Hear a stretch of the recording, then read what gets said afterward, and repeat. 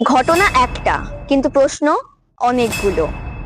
বর্তমানে রাহুল অরুণোদয় বন্দ্যোপাধ্যায়ের মৃত্যুকে ঘিরে বিশেষভাবে তৈরি হয়েছে জল্পনা, যেখানে রাহুল বন্দ্যোপাধ্যায়ের মৃত্যুকে ঘিরে এক একজন এক একভাবে তাদের মতামত প্রকাশ করছেন। যেখানে একদল বলছেন শুটিং শেষ হয়ে গিয়েছিল, ও নিজে গেছে সমুদ্রের দিকে, এবং আরেক দল বলছেন শুটিং তখন চলছিল। রাহুল বন্দ্যোপাধ্যায় তার সহ অভিনেত্রীর সাথে সমুদ্রের দিকে গিয়েছিলেন এবং তাকে নাকি বারণ করা হয়েছিল, তিনি কথা শোনেননি। এবং এটাও শোনা যাচ্ছে যে সকালে নাকি রাহুল বন্দ্যোপাধ্যায়ের বুকে ব্যথা উঠেছিল এবং ধরা যায় যে কার্ডিয়াক অ্যারেস্ট হয়ে নাকি তার মৃত্যু হয়েছে। তাহলে সত্যি কোনটা? এই যে তিন রকম মন্তব্য আমরা জানতে পাচ্ছি বা শুনতে পাচ্ছি, এর সত্যতা কোথায়?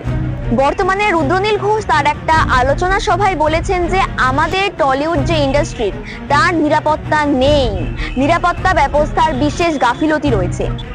তিনি জানিয়েছেন যে যখন কোনো আর্টিস্টকে শুটিং এর জন্য কোনো গাড়ি দেওয়া হয়, সেই গাড়ির ব্রেকটা ঠিক আছে কিনা এটা পর্যন্ত চেক করা হয় না।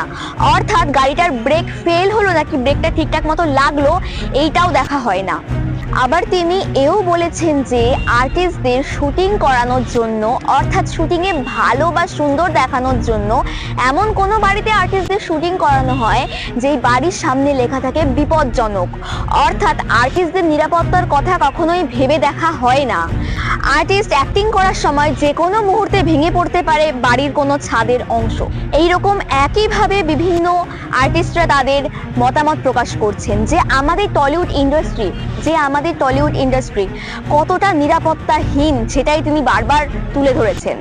আচ্ছা, লীনা গঙ্গোপাধ্যায় যে কথাটা বলছেন যে তখন নাকি প্যাক আপ হয়ে গেছিল, যে শুটিং শেষ হয়ে গেছিল, এই কথাটা কতটা সত্যি?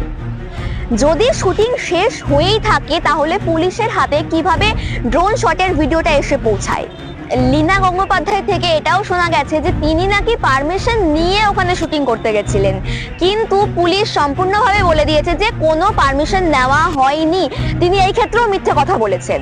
যদি তখন শুটিং শেষ হয়ে গিয়েই থাকে তাহলে ড্রোন কেন ওখানে চলছিল এবং ড্রোনে কিভাবে ওই ঘটনাটা ধরা পড়লো?